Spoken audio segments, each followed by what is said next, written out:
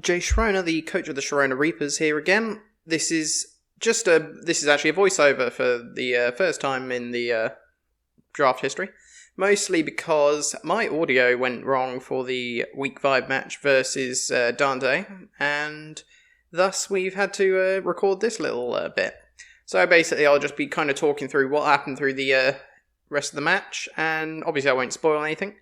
But I will basically commentate over the match, talk about kind of my plays, what I did right, what I did wrong. Yes, I did stuff wrong. But yeah, it should be okay. We'll see how this video turns out. And if I find it easier, I might actually just post audio record everything. I don't know. I do quite like reacting live because you get a kind of feeling how I'm actually feeling in the moment and what my thoughts are. Anyway, so let us begin. So, what we start off with is, we have the team, obviously the team preview, going with Sableye, Jolteon, Terrakion, Noivern, Rillaboom, and Urshifu. Of course, that's quite a typical team for us. And, I mean, this week it was mostly because, well, Terrakion was a sub this week. It was the first time we brought it. So, we had Drifblim, Goodra, Mudsdale, Raichu, Togekiss, and Cinderace. This was a problem lead for me, because I knew instantly what he could do, and that was go for Togekiss Cinderace, which is what I did prepare for in the actual terms of things. I was worried about the Weavile as well. That's why I choice scarfed Noivern this week, because I was worried about the Weavile coming in and just absolutely wrecking it, meaning I would be on the back foot for the whole game. But lucky he didn't bring it, which kind of changed the game for me. So then I was pretty safe going Noivern Terrakion as my lead. I brought Rillaboom in the back along with Urshifu, I believe, this week. Yeah, I brought Rillaboom and Urshifu in the back, and that just set me up for quite a nice run. But he led Cinderace Togekiss, as I thought he would. We have the Noivern frisking just to find its items. Life Orb on Wakanberry, which I cannot remember off piece what Wakanberry does, but it's probably either the Steel type, Poison type, Rock type, or Electric type, reducing Berry. But here we just stuck to the plan because we were absolutely fine. We didn't need to lock into Tailwind because neither of those two could outspeed Noivern, especially since neither of them were choiced. Meaning it was a completely safe play to go Airstream Rock Slide into both of them, because obviously with an Airstream, Terrakion would outspeed Cinderace and thus get big damage on it while it was still a Fire type, because it's a Libero Cinderace, I do believe. Libero G-Max Cinderace at that.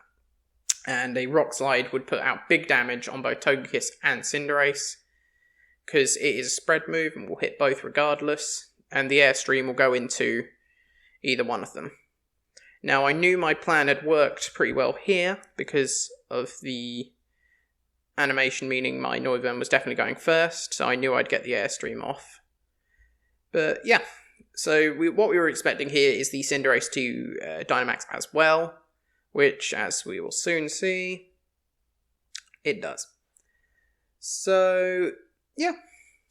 Basically, this time it's going about as well as it could. Everything's going to plan here. We just have the Cinderace, get through all the animations, all the boring stuff. Yeah, here we go. Follow me, which was pretty much predictable. You can probably see me in the bottom left corner chatting to myself. Well, effectively it was because the audio went. We get some good damage off of the Airstream, which really nice damage. I'm not going to lie, that really helped out. But that boosts the speed on our side, and that leads to this little play. Rock Slide coming in.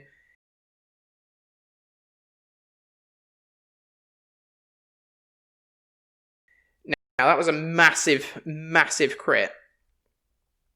Togekiss went down, which was perfect, what we wanted. Basically, Follow Me did nearly next to nothing.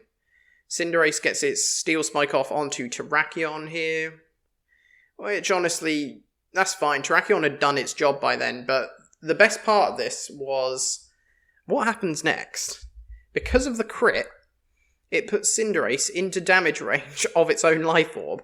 So I went 2 for 1 on turn 1. Meaning he'd lost his Dynamax, and I was in a strong position here. But obviously it could still all go very wrong. This is the High Horsepower Grassy Glide Fake Out Rillaboom, which we saw in week 3, 2. I want to say it was week 2. Against Team Sandcastle, where it actually carried. And then you've got Urshi coming out. Which, honestly, in game 1, I did play it very well. Because you then had the Goodra and the Raichu coming out, which is another deadly combo, because both of them are actually immune. They've got Sap Sipper and Lightning Rod, I believe. So here I'm just thinking, right, get some damage off onto Goodra, hit it strongly, but meanwhile Urshifu can detect. Now, the reason I detected here, I'm pretty sure I detect, yeah. I detected here because I knew Raichu carried Fake Out, and I didn't want it to break my sash. Just in case. I'm also writing down the old facts of the match, which is always a fun thing to remember. Which sometimes I forget to actually get my notebook out and have to run off and find it. But otherwise it's okay. So just waiting for Dante to make a move, because he's got to really think about this play now, especially with Goodra and Raichu being... He hasn't got a switch left, and obviously my Goodra is going to outspeed anything that's not priority. So he's going to be taking big damage. I get the detect off with Urshi. He goes for the Fake Out into Urshi, which was perfectly planned by me. And then I get the Max Wormwind off, meaning that his Goodra takes over half, which is really nice, I've got to admit. Getting that half damage is actually very good for me. So, the Goodra being Sap Sipper really messes me up, because obviously a lot of damage comes out of Grassy Glide Rillaboom. Noivern living here was very nice, actually. That basically set me up for game. I could swing for game here quite easily, because it meant the Goodra was basically one shot away, but I thought about it, and I did decide to double into it just in case it was a roll, I believe. Yeah, because the Raichu was less of an issue, especially with Rillaboom in the back, because obviously at -1, if it's a physical variant, which I think it was due to the Fake Out, then Rillaboom carries through that every day. And I mean, I can still, if Noivern goes down this turn, I can still Fake It out myself with Rillaboom. So I was basically guaranteed a win here as long as I took out the Goodra. Wormwind goes off, hits Goodra, and it lives on 1 health, pretty much. Of course it did. But that's -2 on Raichu, and yeah, I mean, you know what happens. It's Volt Tackle, so it is a physical variant, and it loses its HP, meaning if it was sashed, it lost its sash. Urshifu just absolutely destroys Goodra, takes it out, and that is basically game 1. Just right there, that is game 1 just finished off.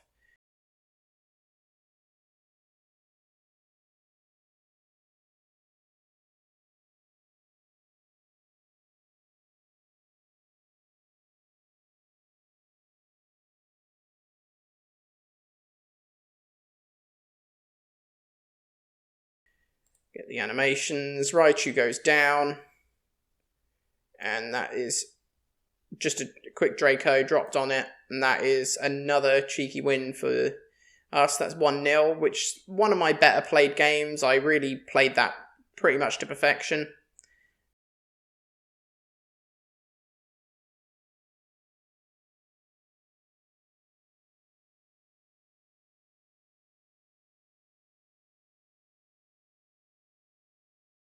And yeah, it was just how we go. So we decided to go for the exact same team setup because it worked, and we basically had prepared for every lead that they could have, bar one. And, well, you'll see. So we're loading up the second game, and he goes for the exact same lead. So You're probably thinking, Jake, how did you possibly mess this one up? Well, I'll tell you how I messed this one up. You're going to love it. You're going to absolutely love this one. Because, honestly, with this lead, I'm obviously going to have... I've just got to basically play the same. I just airstream into the Cinderace slot, and I rock slide both of them. Jobs are good. Jobs are good. I've got this. It's the exact same lead as the last game, and honestly, my ability to mess it up would be startling.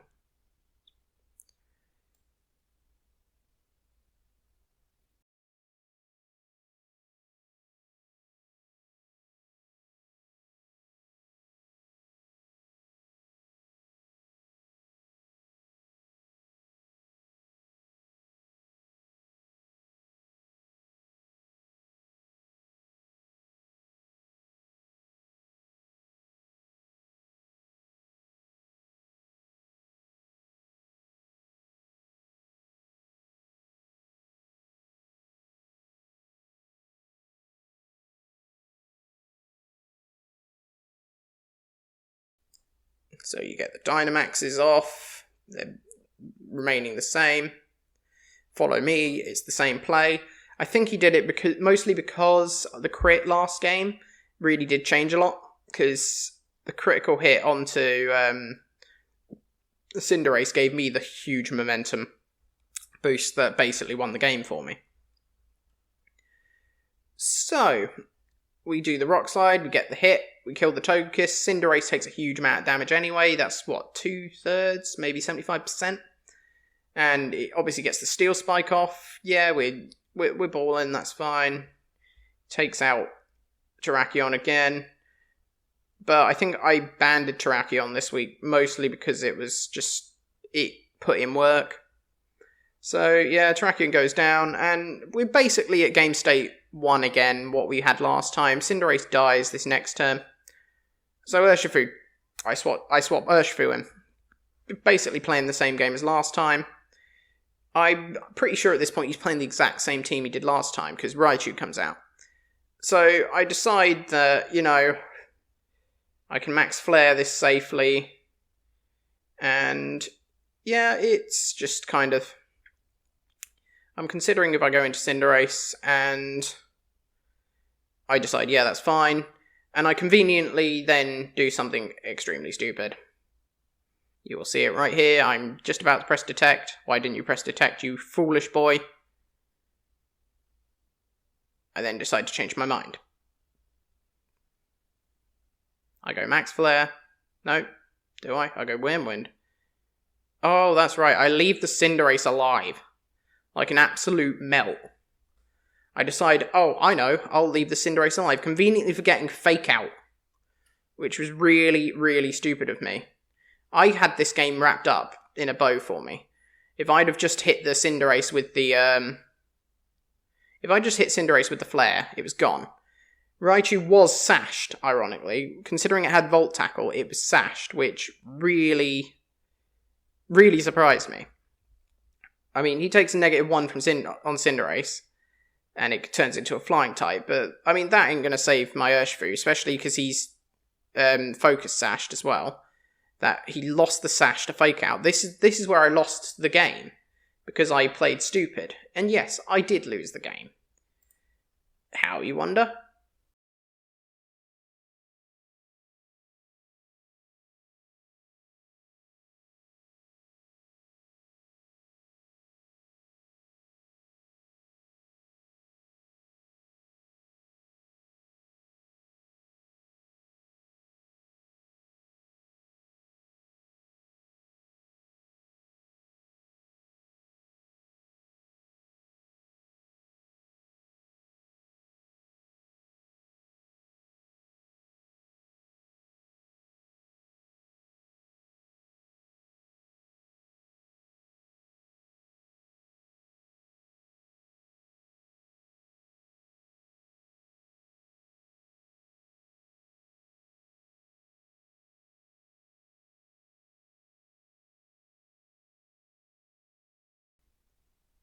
Cinderace goes down.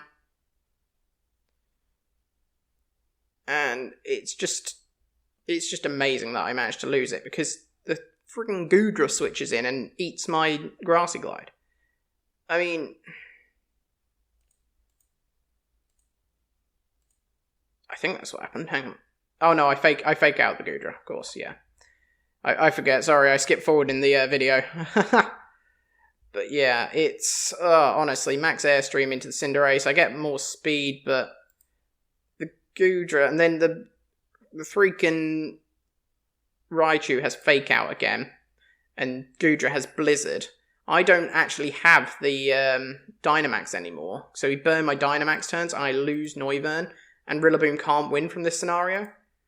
So I threw away that game, that turn that I decided to go, when I decided to attack. If I'd have detected that turn, I would have been absolutely fine, because if I'd have just stuck with my original gut instinct, I would have taken the Cinderace out, I would have not taken the Fake Out damage, and it would have been basically the same run as what we had originally. I would have hit the Goodra with a Wyrmwind, and I would have hit the Goodra with a Wicked Blow, ending its career, and I would have won from that point.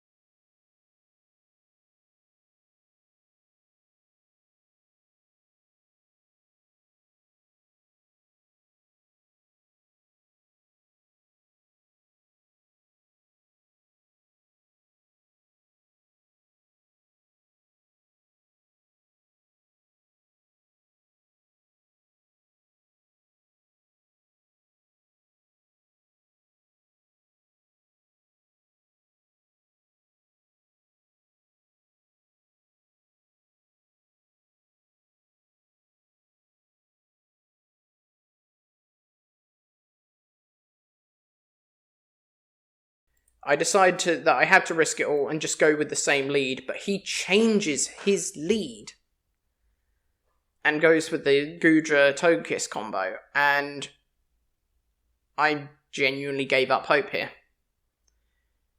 I really considered going Dynamax, but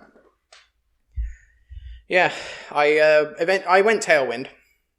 Yeah, I went Tailwind.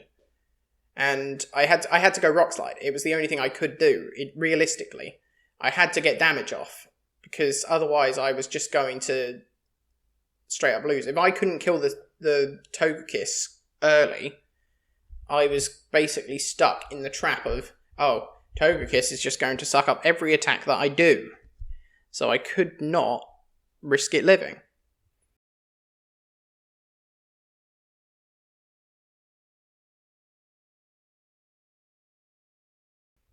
So Goodra gets big.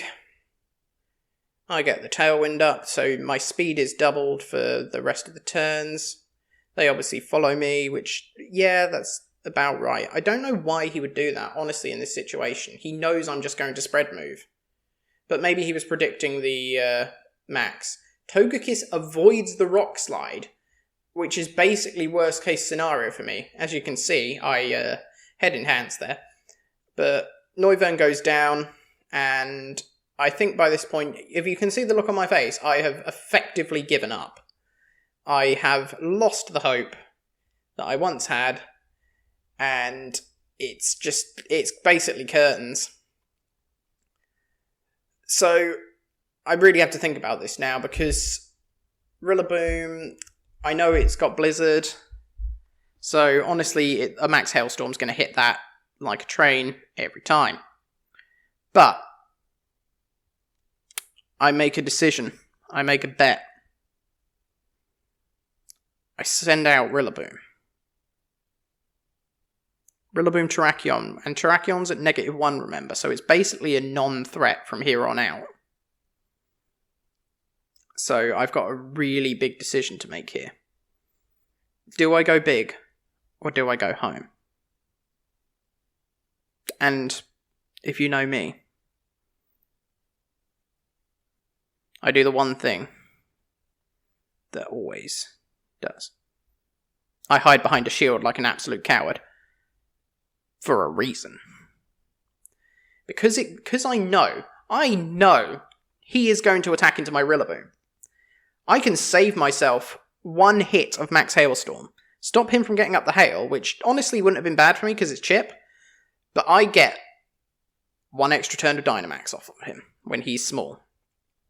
So we get the big boomy boy, and we hide like an absolute coward. So we max guard. Is he going to do what I think he does? He protects the Togekiss, which, honestly, it's not brilliant for me, especially because I can't get damage off onto it, but I get damage onto Goodra. So this turn is a win for me, because, obviously, I took no damage, he took damage. He gets a bit of healing from grassy terrain, that's fine.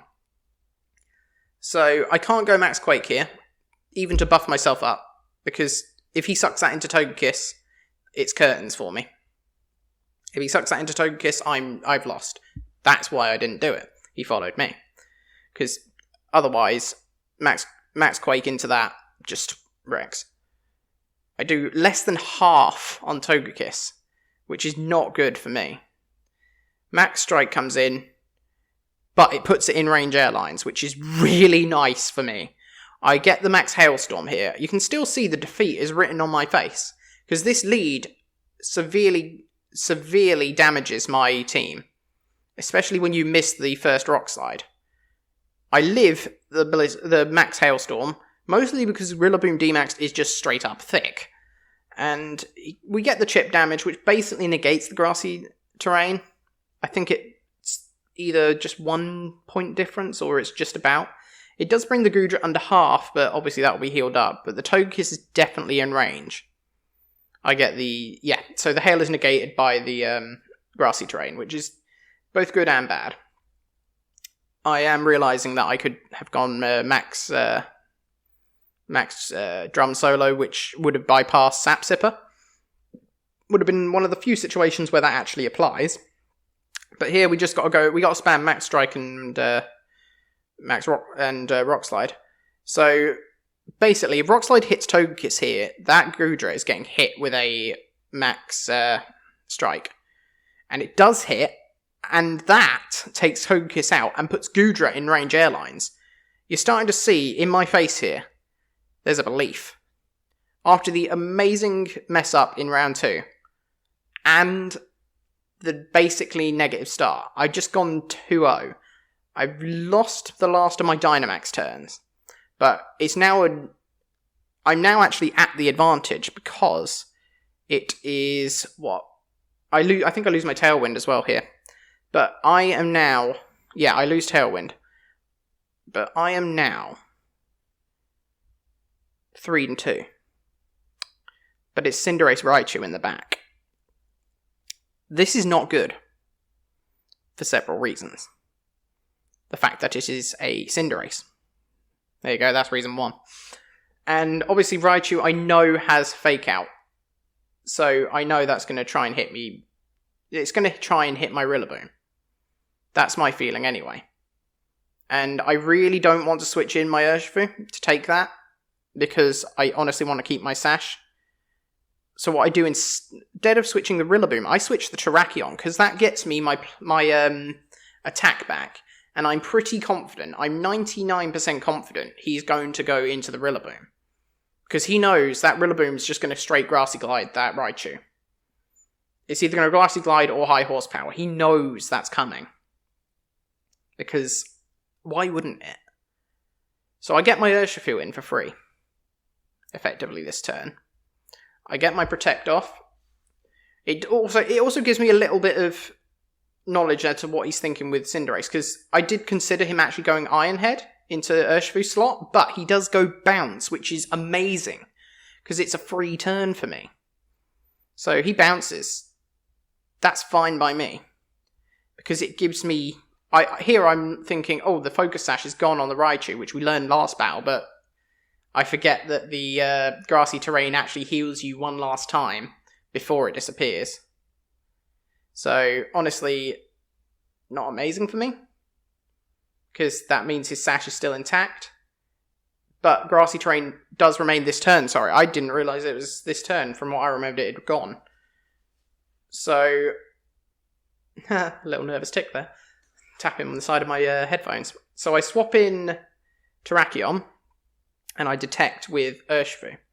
I'm doing this because I know grassy terrain, I think I did the turn count in my head, meaning grassy terrain does end this turn. So I get a fresh one when Rillaboom comes back, plus Rillaboom has Fake Out restored for it, whereas he doesn't get that luxury anymore. It means I can stop his Cinderace dead in its tracks. And, yep, here comes Terrakion out. So there's the Terrakion just coming back in to absolutely flex. I get the Detect off with Urshi. Urshi protected from the bounce, or the Volt Tackle which comes in. Volt Tackle, that's fine, we take those. Cinderace does actually bounce into where Rillaboom was. And we're fine with that. We don't mind that at all. So Terrakion then is just sitting there pretty. He actually tanked that quite poorly, because I think mine is the speed attack variant. Jolly. So it basically outruns a lot of things. Then we lose the grass. And the hail is still falling. So we're just safe to literally just go, right, Rock Slide time, because it's still super effective on Cinderace, and I just decide to Wicked Blow, I think, the Raichu, possibly. And, yeah, honestly, this is quite a safe shot. But he goes Volt Tackle, so the Raichu is the quickest thing on the field. It breaks its own Sash, and Terrakion outsped Cinderace. I think that's because it was an Adamant, and there's the pop-off. You can see the pop-off. I'm so pleased with that. But I think from that scenario, I had won it, because I could simply bring in Urshifu. Not Urshifu, Rillaboom, and it would Fake Out to to stop Cinderace from bouncing, and then whichever one I had left would take it out. So, yeah, that is the post-com. It was a very good game, and it does mean we kept our unbeaten record, and we are, in fact, one of the only two teams left with that. So, thank you guys for watching. If you stuck around for this long, check out the other WB Mad Rabbits League battles in the rest of the channel. So, yeah, I should be uploading more frequently. I'm getting some time off work, thank goodness for that. It's been a long while. But, yeah, so cheers for watching, and I will catch you in the next video.